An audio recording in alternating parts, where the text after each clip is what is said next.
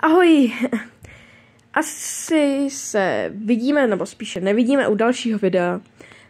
A tohleto video bude spíše jenom tázací video na vás. Jednoduchá otázka.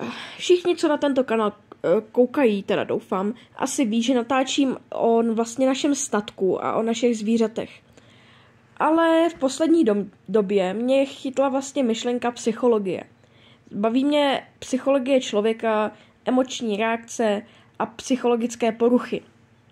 Ráda bych toto téma rozvíjela, ale nevím, jestli s tím mám jako začít, jelikož vlastně mám tady určité téma, že máme statek, natáčím o zvířatech, můžu to nějak zkombinovat, že třeba jednou vyjde video o psychologii, potom o zvířatech, ale spíše bych preferovala vybrat jedno z toho.